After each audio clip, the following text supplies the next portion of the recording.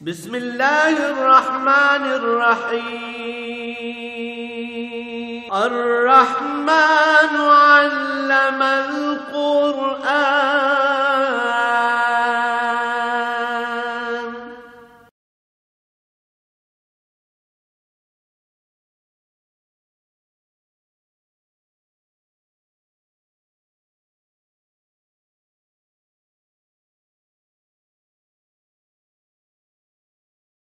الحمد للہ رب العالمین والصلاة والسلام علی حبیبہ محمد وآلہ وصحبہ اجمعین۔ اعوذ باللہ من الشیطان الرجیم، بسم اللہ الرحمن الرحیم۔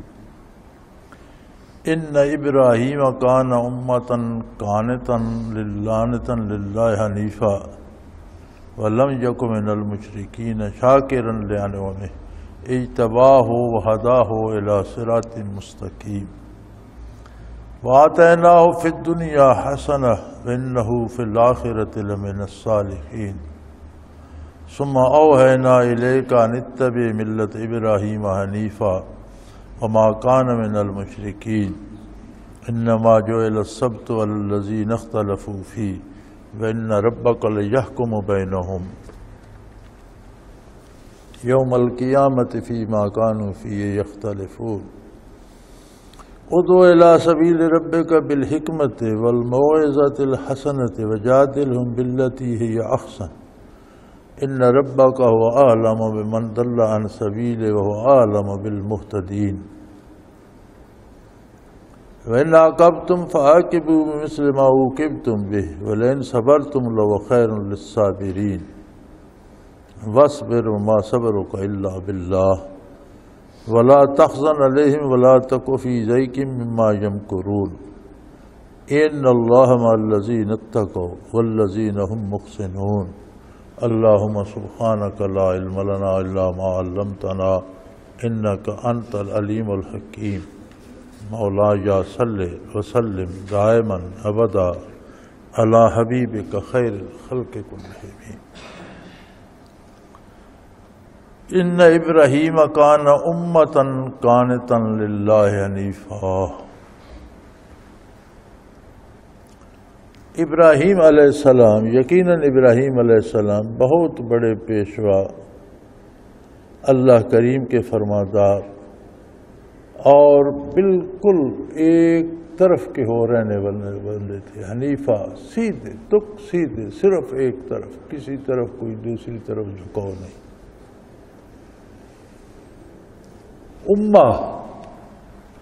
امہ جماعت کو کہتے ہیں۔ بعض اللہ کے بندے ایسے ہوتے ہیں جیسے قرآن کریم نے ابراہیم علیہ السلام کی اکیلی شخصیت پر امت کا اطلاق فرمایا۔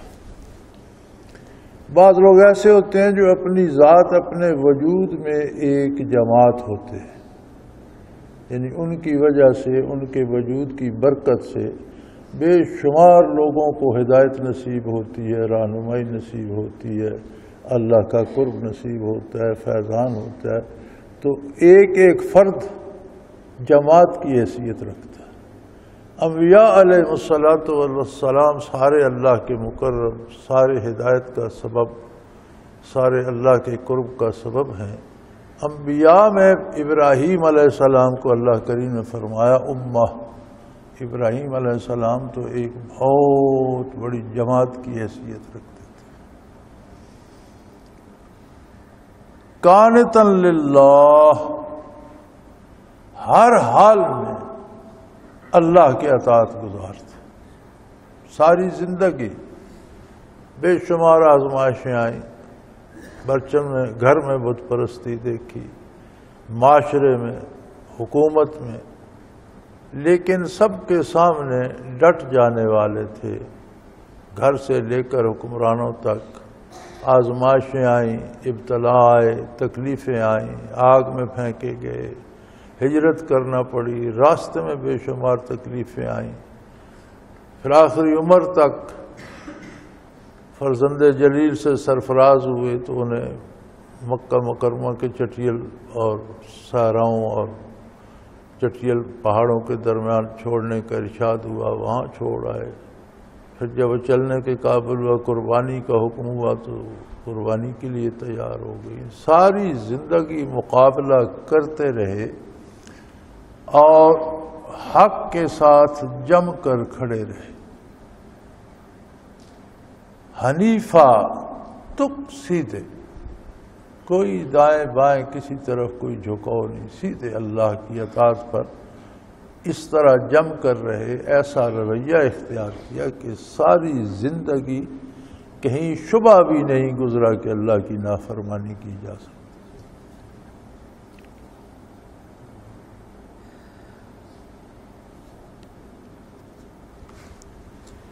یہ دراصل اسلام کی شرح بیان کی جا رہی ہے کہ اسلام کیا ہے۔ اللہ کریم مثال کے طور پر سیدنا ابراہیم علیہ السلام خلیل اللہ کی بات ارشاد فرمایا کہ اسلام یہ ہے، نفع نظر آئے یا نقصان، زندگی خطرے میں ہو یا جان، مصیبت آ رہی ہو یا پہاڑ گر، کچھ بھی ہو، رشتے قربان کرنے پڑ جائیں، گھر چھوڑنا پڑ جائے، ہجرت کرنی پڑ جائے، کچھ ہو جائے، اللہ کی اطاعت اور اللہ کی فرما برداری پر ثابت قدم رہے، وہاں سے قدم ڈگمگانے نہ پائے۔ تو مشرکین دعویٰ کرتے تھے کہ ہم دین ابراہیمی پہ ہیں، اور چند رسومات انہوں نے اپنا بھی رکھی تھی، کوئی عقیدے میں نہیں، عمل میں کچھ جو سنت ابراہیم علیہ السلام کی تھیں اپنا رکھی تھیں، اور دعویٰ یہ تھا کہ ہم ابراہیم علیہ السلام کے دین پر ہیں۔ تو فرمایا ابراہیم علیہ السلام تو ساری زندگی جم کر ڈٹ کر ایک طرف اللہ کی اطاعت پہ ثابت قدم رہے، اور تم تو شرک کرتے۔ لم یک من المشرکین، وہ تو مشرکوں میں سے ہرگز نہیں تھے، اور تم تو شرک میں مبتلا ہو، کبھی بتوں کو پکارتے ہو، کبھی فرشتوں کی پوجا کرتے ہو، کبھی جنوں کی پوجا کرتے ہو، کبھی جادوگروں کو پوجنے لگ جاتے ہو۔ تمہارا تو یہ ایک عمل ہی یہ نفی کرنے کے لیے کافی ہے کہ تمہارا ابراہیم علیہ السلام سے کوئی تعلق نہیں۔ ابراہیم علیہ السلام تو تاکید فرمائی، انا بے شک یقیناً ایک بہت بڑے پیشوا ایک جماعت کی حیثیت رکھتے ہیں جو اللہ کی فرما بردار تھے، اور حنیفہ بالکل تک سیدھے تھے، کوئی کسی طرح کا رئی برابر ان میں کجی کا نام و نشان نہیں تھا، اور مشرک تو ہرگز نہیں تھے، شرک کے تو وہ قریب بھی نہیں جاتے تھے، بلکہ وہ تو اللہ کے انعامات کا شکر ادا کرنے والے تھے۔ لوگ دو طرح کے ہوتے ہیں، اکثریت ان لوگوں کی ہے جو اللہ سے جنہیں شکایت ہے، شکر ادا نہیں کرتے بلکہ اللہ کی شکایتیں لے کر بیٹھے ہوتے ہیں، میرے پاؤں میں درد ہو گیا، مجھے زکام ہو گیا، میرے سر میں بڑا درد ہو گیا، میرے بچے کی نوکری چھوٹ گئی، مجھے بخار ہو گیا، وہ کتنی شکایتیں ان کے پاس ہوتی ہیں اللہ کریم کے خلاف جو وہ لیے بیٹھے۔ دنیا کا ایک نظام ہے جو طے شدہ ہے، روزی، رزق، علم، شعور، زندگی، موت، شکل و صورت، قد کاٹ، انسانوں کو پیدا کرنے سے پہلے اللہ نے یہ ساری چیزیں تقسیم فرما دی، اور حدیث شریف کے الفاظ آتے ہیں کہ قلم خشک ہو گیا، فیصلہ ہو گیا، اب ہر بندے نے اس کے مطابق زندگی گزارنی ہے، کسی کو دولت ملے گی، کسی کو افلاس آ جائے گا، کسی کے پاس حکومت ہوگی، کوئی بیکار ہو جائے گا، تو ہر طرح سے فرمایا وَأَمَّا الْإِنسَانُ إِذَا مَا ابْتَلَاهُ رَبُّهُ فَأَكْرَمَهُ وَنَعَمَهُ، انسان کو جب اللہ کریم آزماتے ہیں تو اسے دولت دے دیتے ہیں، نعمتیں عطا کر دیتے ہیں، حکومتیں دے دیتے ہیں، یہ اس کی آزمائش ہے۔ اقتدار پا کر، دولت پا کر، نعمتیں پا کر اللہ کا شکر ادا کرتا ہے، یہ کفران نعمت کا مرتکب ہوتا ہے۔ وَأَمَّا إِذَا مَا ابْتَلَاهُ فَقَدَرَ عَلَيْهِ رِزْقَهُ، اور کسی کو اس آزمائش میں ڈال دیتا ہے کہ اس کی روزی تنگ کر دیتا ہے، غربت آ جاتی ہے، افلاس آ جاتا ہے، بیماری آ جاتی ہے، بیکاری آ جاتی ہے۔ تو یہ ایک نظام ہے جس میں سب کو چلنا ہے۔ جو اللہ کے بندے ہیں اور جو سنت ابراہیمی ہے وہ یہ ہے کہ وہ اللہ کی نعمتوں کو شمار کر کے اس کا شکر ادا کیا کرتے تھے۔ جو آزمائشیں آتی ہیں ان کی شکایتیں نہیں کرتے تھے۔ کتنی بڑی بڑی آزمائشیں آئیں، بت پرستوں سے ٹکراؤ ہوا، پھر وہ بات نمرود تک گئی، پھر نمرود نے حکم دیا کہ انہیں آگ کا بڑا لو جلا کر آگ میں ڈال دیا جائے۔ انہوں نے زندگی بھر ان چیزوں کی شکایت تو نہیں کی۔ آگ سے نکلے تو ہجرت کرنا پڑی، راستے میں کوئی فرعون تھا اس سے واسطہ پڑا، اس نے تکلیف پہنچائی، پھر جہاں پہنچے وہاں بھی ساری زندگی آزمائشوں میں گزری۔ اللہ کریم نے بڑھاپے میں اسماعیل علیہ السلام جیسا فرزند عطا فرمایا تو حکم ہوا کہ ان ماں بیٹوں کو وہاں جنگل میں ویرانے میں چھوڑو، وہاں چھوڑ آئے۔ جب وہ چلنے پھرنے کے قابل ہوا، حکم ہوا انہیں قربان کر دو، ذبح کرنے کے لیے تیار۔ لیکن ان ساری اگر ان جو تکالیف زندگی میں یا آزمائشیں آئیں، ان کی اتنی لمبی فہرست ہے۔ اللہ کریم فرماتے ہیں انہوں نے کبھی کسی آزمائش کی شکایت نہیں کی۔ شاکرن لانعمہ میں وہ تو ہمیشہ اللہ کے انعامات گنا کرتے تھے کہ مجھے خلیل اللہ بنایا، اس کا شکر ہے، مجھے انبیاء کا جد اعلیٰ بنایا، اس کا شکر ہے، مجھے صحت دی، اس کا شکر ہے، مجھے زندگی دی، اس کا شکر ہے، مجھے ہدایت پہ دوسروں کی ہدایت کا سبب بنا دیا، انبیاء کا بھی پیشوا بنا۔ تو وہ تو نعمتیں گنا کرتے تھے۔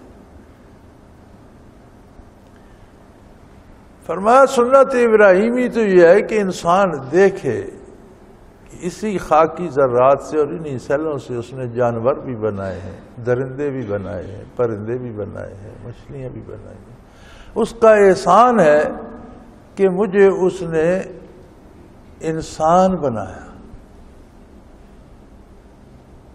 پھر انسان بنا کر دین قبول کرنے کی توفیق عطا فرمائی، یہ مسلمان ماں باپ کے گھر میں پیدا فرمایا، زندگی عطا کی، علم عطا کیا، اچھے لوگوں کی صحبت عطا کی، اور زندگی میں بے پناہ نے ان تعدوا نعمت اللہ لا تحصوها، تم میں سے کوئی بھی اللہ کی نعمتوں گننا چاہے گن نہیں سکتا۔ لیکن انسان جب ناشکری پہ آتا ہے تو ہمیشہ شکایت ہی کرتا ہے، شکر ادا نہیں کرتا۔ فرمایا ابراہیم علیہ السلام کی ساری زندگی آزمائشوں سے عبارت ہے، لیکن وہ ہمیشہ شکر ادا کرتے تھے، شکایت کا لفظ ان کی زبان پہ نہیں آتا تھا۔ شاکرن لانعمہ میں اللہ کے انعامات کا شکر ادا کیا کرتا۔ ہم چھوٹی چھوٹی باتوں میں اپنے آپ کو اتنا پریشان کرتے ہیں اور اتنا شور کرتے ہیں اور اتنی شکایت ہوتی ہے ہمیں ذات باری سے، میرا وہ بگڑ گیا، میرا یہ بگڑ گیا۔ اللہ کے جو بندے ہیں وہ اللہ کے انعامات کو شمار کیا کرتے۔ وہ قادر و قیوم ہے، اس نے شرف انسانی بخشا، اس نے شعور انسانی بخشا، اور اس نے محمد الرسول صلی اللہ علیہ وسلم کی امت میں پیدا فرمایا کہ اس احسان کا یہ بندہ ساری زندگی سجدے میں رہے تو شکر ادا نہیں کر سکتا۔ اس نے نبی رحمت صلی اللہ علیہ وسلم سے وابستہ کر دیا، ان کے نام سے ہم پہچانے جاتے ہیں۔ پھر اس کون ہے جس کو اس نے زندگی نہیں دی؟ ایک جسم کے اندر کتنی تکنیک ہے یہ انسان سمجھ ہی نہیں سکتا۔ انسان ہونا بہت بڑا شرف ہے، پھر مسلمان ہونا اس سے کروڑوں گنا زیادہ شرف ہے، پھر حضور صلی اللہ علیہ وسلم کی امت میں ہونا یہ تو بہت بڑا احسان ہے اللہ کریم کا۔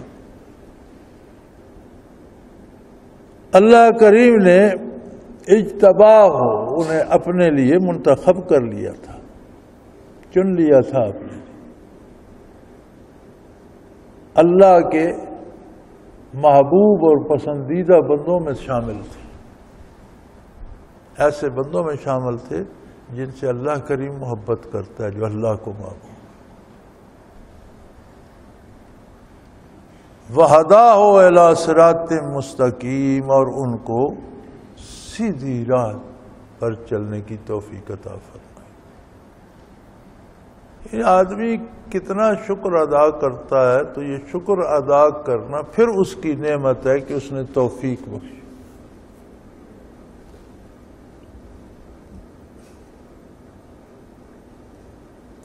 اور یہ بڑی بنیادی بات ارشاد فرمائی کہ وہ شکایات تلاش نہیں کرتے تھے، انعامات تلاش کرتے تھے، اور ہمیشہ اللہ کا شکر ادا کیا۔ اور اللہ نے انہیں اپنے لیے چن لیا، وَہَدَاهُ إِلَىٰ صِرَاطٍ مُسْتَقِيمٍ، اور انہیں سیدھی راہ پر ڈال دیا۔ یعنی اللہ کے قرب کی راہ جو ہے اس کی انتہا نہیں ہے،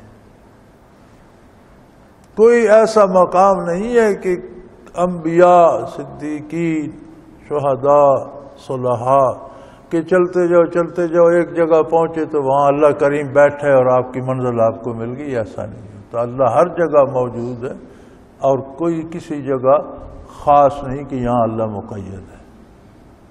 قرب الہی کے جو منازل ہیں یہ ہمیشہ بڑھتے رہتے ہیں، چلتے رہتے ہیں، ان کی کوئی انتہا نہیں ہے۔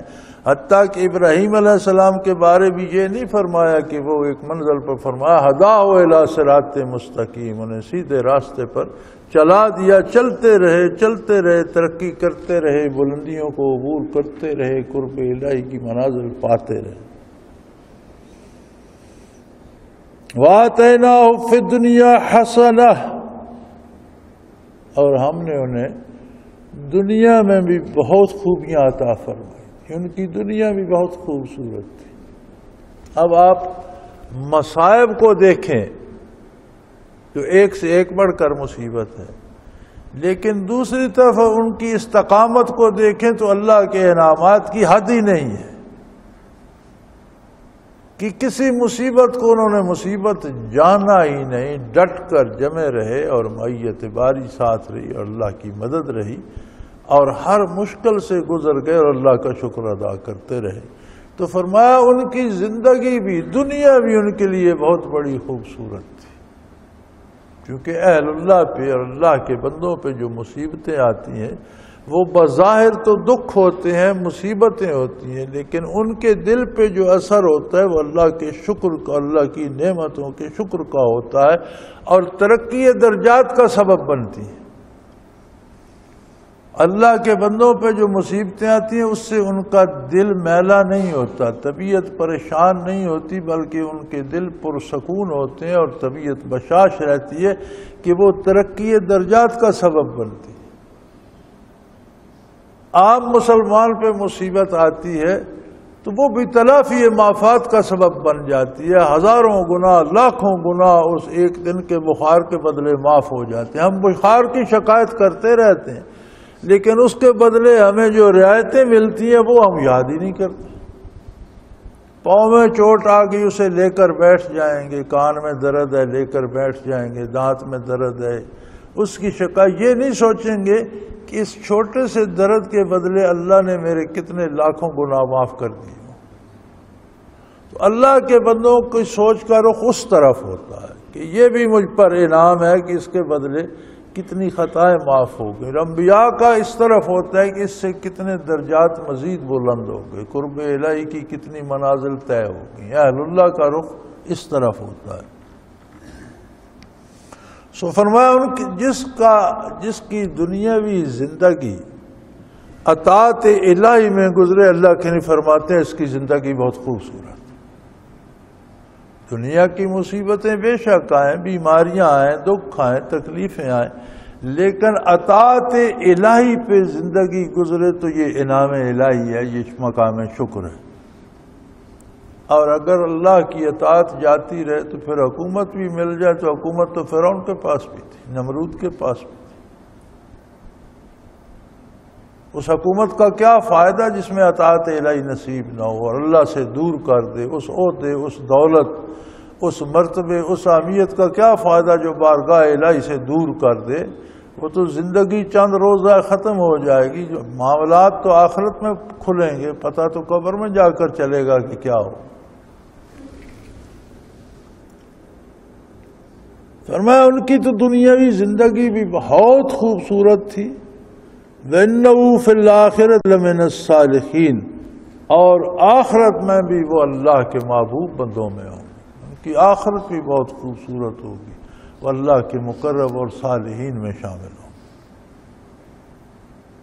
ثُمَّ أَوْحَيْنَا إِلَيْكَ أَنِ اتَّبِعْ مِلَّةَ إِبْرَاهِيمَ حَنِيفًا، تو وہ اس قدر مخلص اور کھرے تھے کہ ہم نے آپ صلی اللہ علیہ وسلم پر بھی یہ وحی فرمائی کہ آپ انہی کی روش پر، انہی کے مزاج پر، انہی کے طریقہ کار پر اسی طرح سے ثابت قدم رہیے جس طرح وہ تھے۔ یعنی ان کی ادائیں اللہ کریم کو اتنی پسند تھی کہ فرمایا آپ صلی اللہ علیہ وسلم پر بھی ہم نے وہی فرمائی، ان اتبع ملت ابراہیم حنیفا، جو طریقہ کار ابراہیم علیہ السلام کا تھا جو اللہ کے لیے خالص کھرے تھے، وہی انداز آپ بھی اپنائیے۔ یعنی وہ انداز اللہ کو اتنا محبوب تھا کہ فرمایا وہی انداز آپ بھی اپنائیے۔ وما کان من المشرکین، کوئی رائی برابر شرک کا شائبہ ان کے عقیدے، عمل، قول، فعل میں کہیں نہیں تھا۔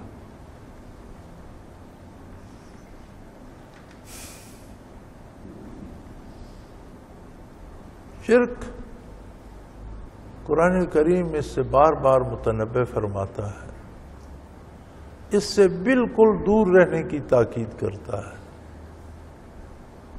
شرک ہے کیا؟ سادہ سی بات ہے، اللہ کریم کو چھوڑ کر کسی دوسرے سے امیدیں وابستہ کر لینا شرک ہے۔ وہ میرا یہ کر دے گا، وہ میرا فلاں کر دے گا، ساری امیدیں اللہ سے وابستہ ہوں، یہ توحید ہے۔ جب امیدیں اللہ سے وابستہ ہوں گے تو اطاعت بھی اللہ کی ہو۔ جب امیدیں دوسروں سے وابستہ ہوں گی تو بندہ بات ان کی مانے گا جن سے امیدیں وابستہ، اور یہ آسان کام نہیں ہے، یہ بڑا مشکل کام ہے۔ انسان اور یہ آج کی مخلوق یہ تو شارٹ کٹ کی عادی ہے۔ انہیں کہو کہ آپ کو یہ تکلیف ہے، ایک ہفتہ یہ گولی کھائیں، کہتے نہیں یار کوئی ایسا ٹیکہ بتاؤ جو ابھی لگایا بھی ٹھیک ہو جائے۔ یہ تو شارٹ کٹس کی عادی ہے۔ انہیں کہیں یہ کام کرنے کا طریقہ، یہ کہتے نہیں یار کوئی سفارشی یا رشوت والا بتاؤ درمیان سے سیدھے نکل جائے۔ اب تو دور ایسا آ گیا ہے کہ کوئی عمل کرنا نہیں چاہتا، لوگوں کو عمل سے فرار ہے۔ لوگ کہتے ہیں کہ ہر کام کوئی شارٹ کٹ ہو جائے، فوراً ہو جائے، لیکن ہر کام کو کرنے کا سلیقہ، طریقہ اور راستہ ہے۔ اللہ نے جو بتا دیا، اللہ کے نبی صلی اللہ علیہ وسلم کی سنت ہے، اور سارے امور من جانب اللہ قدرتی طریقے سے ہی انجام پاتے ہیں۔ بندہ جو خواہش کرتا رہے اس سے کچھ نہیں ہوتا، ہوتا وہی ہے جو اللہ کو منظور ہے۔ صرف بندے کا اپنا وزن کم یا زیادہ ہوتا رہتا ہے۔ تو اگر اللہ پہ بھروسہ رکھا جائے، وما کان من المشرکین، ان کا اعتماد اللہ کے علاوہ کسی پر بھی نہیں، انہیں اللہ کے سوا کسی سے امید نہیں تھی۔ حتیٰ کہ ایک واقعہ مفسرین کرام لکھتے ہیں کہ ابراہیم علیہ السلام کے لیے بہت بڑا آگ کا آلو تیار کیا گیا، جو میلوں لمبا، میلوں چوڑا تھا، کوئی معمولی آگ نہیں جلائی گئی تھی۔ اب جب مرحلہ آیا کہ اس میں پھینکا کیسے جائے، یہ تو قریب نہیں آنے دیتی آگ، جو اب اس میں پھینکے گا کون؟ تو شیطان نے انہیں بتایا کہ ایک بہت بڑے لمبے لمبے کوئی مینار بناؤ، ان میں ایک بہت لمبی سی پینگ سی باندھو، اور اس پہ انہیں ڈال کر، تو جب انہیں آگ کی طرف جب اس کا جھوٹا جائے تو پیچھے سے رسے کاٹ دو، آگ میں گر جائیں گے۔ اب ابراہیم علیہ السلام کو اس میں رکھا گیا، جھولا جھلانے لگے تو فرشتوں نے بارگاہ الہی میں عرض کی کہ بار الہ تیرے خلیل کے ساتھ یہ کافر یہ کر رہے ہیں، ہمیں اجازت عطا فرما، ہم ان کو تہس نہس کر دیں، ابراہیم علیہ السلام کو بچا لیں۔ تو ارشاد ہوا جبریل امین کو کہ جاؤ ابراہیم سے پوچھ لو، وہ کہتے ہیں تمہیں بچا لو۔ تو جب وہ پنگوڑے میں جلا رہے تھے کہ آگ میں پھینکنے، تو جبرائیل امین آ گئے، سلام عرض کیا اور عرض کی کہ اللہ کریم سے اجازت چاہیے تھی، انہوں نے حکم دیا ہے کہ آپ سے اجازت لے لیں، آپ چاہیں تو ہم آپ کو اس پگوڑے سے اٹھا لیں اور ان کو تباہ کر دیں۔ تو انہوں نے فرمایا کہ اللہ کریم کو پتہ ہے نا جو یہ کرے، جی جانتا ہے، بچانا چاہے تو قادر ہے، جی قادر، تو پھر تمہاری کیا ضرورت ہے؟ اگر وہ چاہتا ہے کہ میں جل جاؤں تو جل جاؤں، اور بچانا چاہے تو وہ خود بچا لے گا، تمہاری کیا ضرورت ہے؟ بہت مہربانی، جاؤ تم، شکریہ۔ یہ ہے حنیفہ، یعنی ہر حال میں امید اللہ کریم سے وابستہ ہے۔ اللہ کے بھیجے ہوئے فرشتے کو بھی یہی جواب دیا کہ اللہ کریم خود دیکھ رہے ہیں، خود قادر ہیں بچانے پہ، بچانا چاہیں گے خود بچا لیں گے، تم کیوں درمیان میں آتے؟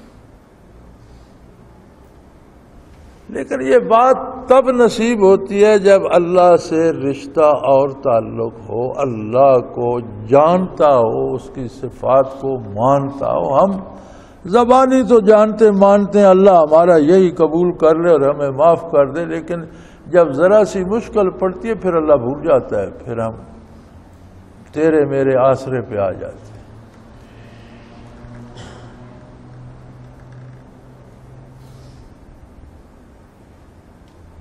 انما جعل السبت علی الذین اختلفوا فیہ، ہر امت کے لیے ہر وقت کے لیے مختلف احکام تھے، لوگوں کی استعداد، ان کی حالات، ان کے مزاج کے مطابق احکام دیے جاتے رہے اور بدلتے رہے۔ تو ہفتے کا دن جو مبارک ہم نے بنایا تھا وہ ایک خاص قوم، ایک خاص وقت کے لیے تھا، وہ ہمیشہ کے لیے نہیں تھا، ان لوگوں کے لیے تھا، اور انہوں نے بھی اس میں اختلاف کیا۔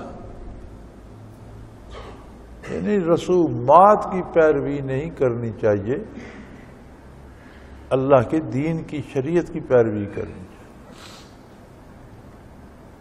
اب کتنے دن لوگوں نے بنا لیے ہیں پورے سال میں؟ نبی کریم صلی اللہ علیہ وسلم کے ارشاد کے مطابق مسلمانوں کے لیے سال میں 2 عیدیں ہیں، رمضان شریف کے بعد اور قربانی کی عید۔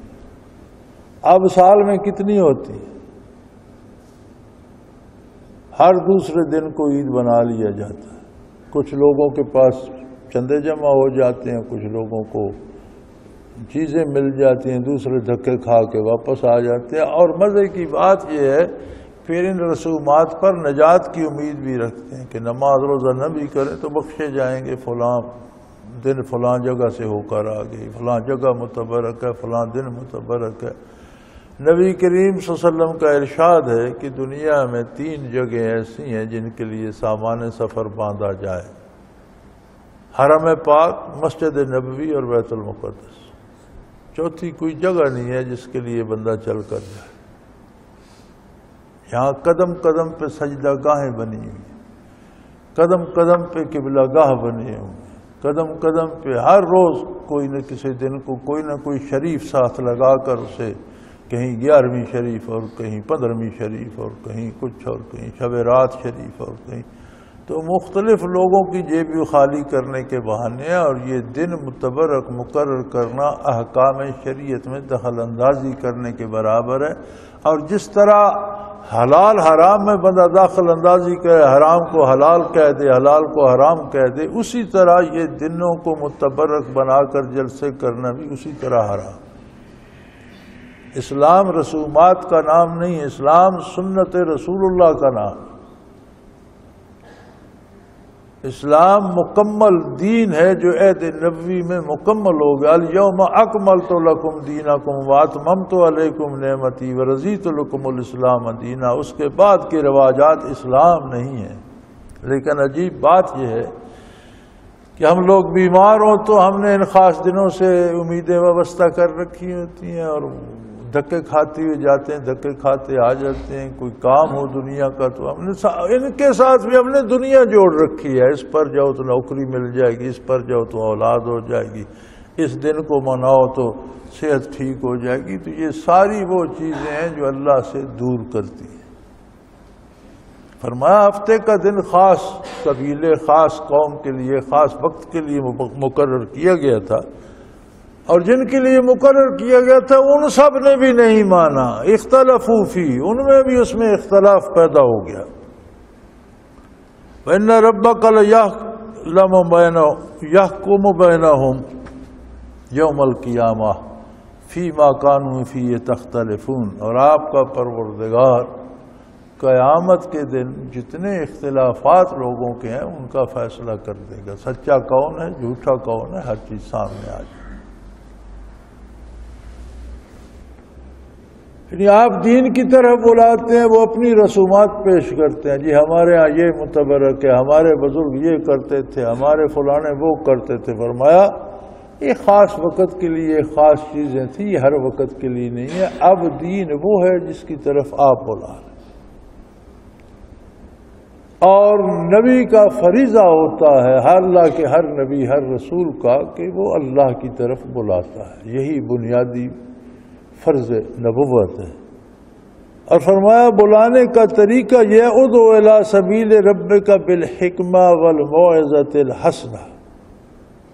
اللہ کی طرف دعوت دو, حکمت سے دو, دانائی سے دو,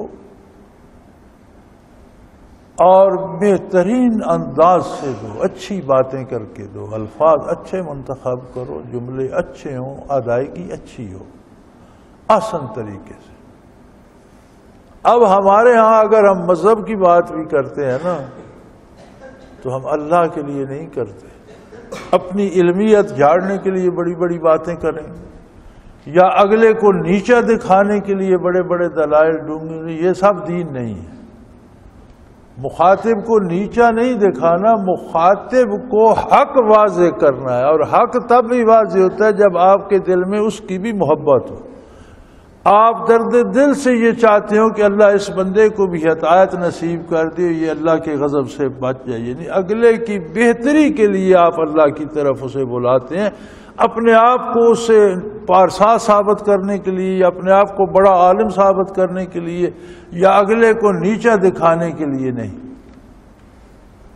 تو ہماری تو یہ مصیبت ہے نا کہ ہم واز بھی کرتے ہیں تو اس طرح کرتے ہیں جیسے گولیاں برس رہی ہیں, اور لوگوں کو مومن بنانے کی بجائے کفر کے فتوے زیادہ دیتے ہیں. وہ بھی کافر, وہ بھی کافر. وہ کافر تو ہیں جو صحیح, اگر اللہ سے دور ہیں, اللہ کے دین کے منکر ہیں, شرک میں مبتلا ہیں, نبی صلی اللہ علیہ وسلم پر ایمان نہیں رکھتے, آخرت پر نہیں رکھتے, تو کافر تو ہیں. پھر ہمارے بتانے کی کیا ضرورت؟ کافر تو کافر ہے, ہمیں اشتہار دینے کی کیا ضرورت ہے؟ مزہ تو جب ہے کہ کفر میں غرق ہوتے ہی بندے کا ہاتھ پکڑ کر بچا لیں اور اسے توحید الہی کے سائے میں کھڑا کر دیں. اور یہ تب ہوتا ہے جب آپ اگلے کو نیچا نہ دکھانا چاہیں, بلکہ آپ کے دل میں اگلے کے لیے بھی ہمدردی نہیں, محبت ہو کہ اللہ کرے یہ بھی بچ جائے, اللہ اس کو ہدایت نصیب کر دے اور یہ گمراہی سے نکلا. تو فرمایا اللہ کے رستے کی طرف بلانے کے لیے حکمت چاہیے, دانائی چاہیے, ایک بہت محبت بھرا انداز ہونا چاہیے, پیار, تاکہ آپ بات کریں تو اگلے کو احساس ہو کہ یہ میری بہتری چاہتا ہے. آپ کسی کو یہ بتائیں کہ بھئی یہ جس راستے پر آپ جا رہے ہو اس پر تو آگے ڈاکہ پڑے گا, ڈاکو بیٹھے ہوئے ہیں, اور میں آپ کو بتاتا ہوں کہ اس راستے کو چھوڑ دو, اس راستے سے جاؤ تو یہ محفوظ ہے, اس پر ڈاکو نہیں ہے. تو اگلا آپ کا شکریہ ادا کرے گا, ممنون ہوگا کہ آپ نے بر وقت مجھے بتا دیا. دین کے بتانے کا انداز بھی یہی ہونا چاہیے کہ جو عقیدہ تم نے اپنا رکھا ہے یہ بڑا خطرناک ہے، یہ نبی کے وسلم کے بتائے ہوئے راستے کے خلاف ہے، یہ اللہ کے بتائے ہوئے راستے کے خلاف ہے، یہ تو آپ کو تباہ کر دے گا۔ یہ اللہ کا راستہ اختیار کرو، رسول اللہ صلی اللہ علیہ وسلم کا اتباع اختیار کرو، بھلائی اس میں ہے۔ اور انداز بیان جو ہو وہ الموعظۃ الحسنہ، انداز بیان جو ہو وہ بھی خوبصورت ہو، اچھے طریقے سے اسے سمجھائیں۔ اور اگر وہ جھگڑا کرے، وہ اپنے دلائل دینا شروع کر دے، جادل ہوں تو آپ اس سے بات کریں، جواب دیں، لیکن باللتی ہے یہ احسن، لیکن خوبصورت طریقے سے۔ یہ نہیں کہ اس نے ایک بات کی، آپ چڑھ گئے اور آپ نے کہا دفع ہو جاؤ جہنم میں، یہ نہیں ہونا چاہیے۔ خوبصورت طریقے سے، خوبصورت انداز سے۔ اگلا یہ دیکھ لیں کہ اگلا بندہ تو پہلے گمراہ ہے، وہ جو باتیں کرے گا وہ بھی گمراہی کی ہوں گی، وہ جو دلائل دے گا وہ بھی باطل ہوں گی، تو اس پر چڑھنے کی ضرورت نہیں، وہ تو پہلے گمراہ ہے۔ اب آپ کی ذمہ داری ہے، یہ نبی کریم صلی اللہ علیہ وسلم کے طفیل پوری امت کو اور پوری امت میں دعوت اللہ دینے والوں کو سمجھایا جا رہا۔ اب تو ہماری دعوت کا انداز بھی یہ ہو گیا نا کہ ہم یہ سمجھتے ہیں کہ یہ سارے مسلمان، یہ مسلمان نہیں، یہ کافر ہیں، میں اکیلا مسلمان ہوں، میں اب انہیں دعوت، میں نے انہیں مسلمان بنانا ہے۔ یہ انداز صحیح نہیں۔ اللہ کے بندے ہیں، جو بندہ اسلام کا اقرار کرتا ہے وہ اچھا مسلمان ہے یا کم اچھا مسلمان ہے، یہ اللہ جانے، ہمیں اسے مسلمان قبول کرنا چاہیے۔ گناہگار ہونا اور بات ہے، ہم کون سے فرشتے ہیں، ہم سے بھی ہزاروں خطائیں ہوتی ہیں، دوسرے سے ہوتی ہیں، تو کیا ہوا؟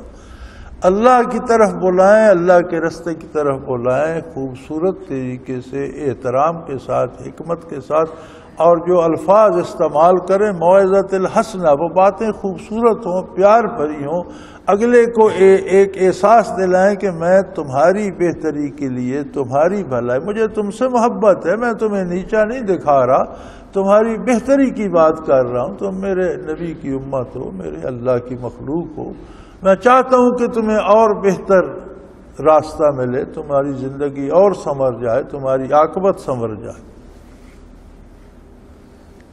رہی یہ بات کہ کون گمراہ ہے کون حق پر ہے، ان ربک هو اعلم بمن ضل عن سبیلہ، تمہیں اعلان کرنے کی ضرورت نہیں کہ وہ کافر، فرمایا تمہارا پروردگار جانتا ہے اچھی طرح سے کون کافر ہے اور کون ہدایت پر۔ تمہاری نشاندہی کرنے کی ضرورت نہیں، تم لوگوں کا کفر بتانے کی کوشش نہ کرو، لوگوں کو ہدایت پر لانے کی کوشش کرو، تمہاری ذمہ داری یہ ہے۔ اللہ سے بچھڑے ہوئے لوگ ہیں، اللہ کو بھولے ہوئے لوگ ہیں، اللہ کی بارگاہ سے دور لوگ ہیں، کوشش کرو پیار سے، محبت سے، اس درد سے کہ اللہ کرے یہ لوگ بھی اللہ کی گرفت سے بچ جائیں، اللہ کے عذاب سے بچ جائیں، اور ان کی محبت میں سرشار ہو کر خوبصورت طریقے سے انہیں اللہ کی طرف دعوت دو۔ اب یہ تمہارا درد سار نہیں کہ گنتے پھرو کہ کافر کون ہے اور مومن کون ہے، اللہ کریم، وہ رب کریم خود جانتا ہے کہ کون اس کی راہ سے بھٹکا ہوا ہے اور کون اس کی راہ پر ہے، وَأَعْلَمُ بِالْمُهْتَدِينَ، کون ہدایت یافتہ ہے یہ بھی اللہ کو پتہ ہے۔ وَإِنْ عَاقَبْتُمْ فَعَاقِبُوا بِمِثْلِ مَا عُوقِبْتُمْ بِهِ، اگر کسی غیر مسلم نے، کافر نے، کسی ظالم جابر بدکار نے آپ کے ساتھ زیادتی کی ہے، پھر وہ قابو آ جاتا ہے اور آپ چاہتے ہیں کہ بدلہ لیں، تو آپ اس سے جو اس نے کیا ہے اس کا بدلہ لے سکتے ہیں، اس سے زیادہ نہیں۔ اس نے آپ کو تھپڑ مارا ہے، آپ کے قابو آ جائے، آپ اس کا بازو کاٹ دیں، یہ نہیں ہوتا، آپ بھی ایک تھپڑ ہی مار سکتے۔ اگر اس نے آپ کا دانت توڑا آپ دانت توڑ سکتے ہیں، اس نے زخم لگا آپ زخم لگا، لیکن جو لگا اس سے زیادہ نہیں۔ اور اس کے ساتھ بھی ہے وَلَئِنْ صَبَرْتُمْ لَهُوَ خَيْرٌ لِّلصَّابِرِينَ، اگر تم معاف کر دو اور صبر کر لو اور اللہ کی راہ میں وہ برداشت کر لو تو اللہ صبر کرنے والوں کو بہت بہتر جانتا ہے۔ یہ صبر کرنے والے کے لیے اس کا صبر بہت بہتر ہے۔ معاف کر دو تو اس سے بڑی کوئی بات نہیں، یہ بہت اچھی بات ہے کہ اللہ کی راہ میں تکلیف دیکھی تھی، وہ بندہ اگر آ گیا آپ کے پاس، قابو آ گیا، آپ کے اختیار میں آ گیا، تو جتنی اس نے تکلیف دے تھی اتنی دے سکتے ہیں، اس سے زیادہ نہیں۔ وَاصْبِرْ وَمَا صَبْرُكَ إِلَّا بِاللَّهِ، اے میرے حبیب آپ صبر کیجئے، اور آپ کا صبر بھی اللہ کی نعمت، اللہ کی توفیق سے ہے، اللہ کی عطا سے۔ وَاصْبِرْ، صبر کیجئے۔ صبر ہوتا ہے خود کو اطاعت الہی پہ روک لینا، اللہ کی نافرمانی کی طرف نہ جانا۔ یہ تو ہر موقع پہ کہہ دیا جاتا ہے، کسی کو پیاس لگی ہے، پانی نہیں مل رہا تو کہتے ہیں صبر کرو ابھی آ جائے گا، بھوک لگی ہے، کھانا نہیں آ رہا تو صبر کرو ابھی آ جائے گا، کسی کا کوئی بندہ فوت ہو جائے تو کہتے ہیں صبر کرو، کوئی نقصان ہو جائے تو صبر کرو۔ صبر کا اصل حقیقی مفہوم یہ ہے کہ خود کو اللہ کی اطاعت پہ روک لینا اور نافرمانی کی طرف نہ جانا، یہ صبر۔ فرمایا آپ کی شان یہ ہے، اللہ نے آپ کو یہ عظمت عطا فرمائی ہے کہ آپ صبر کریں۔ وَلَا تَحْزَنْ عَلَيْهِمْ وَلَا تَكُ فِي ضَيْقٍ مِّمَّا يَمْكُرُونَ، اور نہ بدکاروں پہ دکھ کیجیے، چونکہ حضور کو تو گناہگاروں کا، غیر مسلموں کا بھی دکھ ہوتا تھا کہ میری بعثت عالی کے بعد یہ پھر جہنم میں کیوں جائیں، اللہ کرے یہ سب میرے زیر سایہ آ جائیں، میرا اتباع کریں، اللہ کی نعمتوں کو پائیں، اللہ کی۔ اور حضور کو اتنی محبت تھی نسل انسانی سے کہ آپ کو کفار کا بھی دکھ ہوتا تھا کہ یہ کیوں دوزخ میں جائیں۔ اللہ کریم نے فرمایا آپ ان کا دکھ اپنی جان پہ نہ لیجئے، انہوں نے اپنی پسند سے وہ راستہ چنا ہے، آپ غمگین نہ ہوا کریں۔ اور جو یہ تدبیریں آپ کے خلاف کر، یعنی کافر حضور اور حضور کے دین کے خلاف کوشش اور تدبیریں کرتے تھے، اور حضور اکرم صلی اللہ علیہ وسلم ان کو دوزخ سے بچانے کی تدبیریں کرتے۔ آپ دونوں طرف کا رویہ دیکھیں نا، کہ کفار کا رویہ صرف دین کے خلاف نہیں، خود نبی کریم صلی اللہ علیہ وسلم اور مسلمانوں کی ایذاء کی بھی، ان کو دکھ پہنچانے، تکلیف پہنچانے کے لیے مختلف ہیلے کرتے رہتے، اور حضور کی ساری تجویز ان کو دوزخ سے بچانے کے لیے ہوتی تھی۔ پھر فرمایا جو یہ حرکتیں کرتے ہیں اور آپ کو ایذاء اور تکلیف دینے کی کوشش کرتے ہیں، تو آپ اس کی کوئی پرواہ نہ کریں، آپ اس سے تنگ دل نہ ہوں۔ وَلَا تَكُ فِي ضَيْقٍ، آپ اس سے تنگ دل نہ ہوں، اس کو دل پر نہ لیں، اس لیے کہ ان اللہ مع الذین اتقوا، جو اللہ کے ساتھ ہوتے ہیں اللہ ان کے ساتھ ہوتے ہیں۔ جب آپ ساری محنت صرف اللہ کے حکم کے لیے کر رہے ہیں، ارشاد باری کے لیے کر رہے ہیں، تو اللہ کی معیت ذاتی آپ کے ساتھ، جس کے ساتھ اللہ ہوتا ہے اس کا کسی نے کیا بگاڑنا ہے۔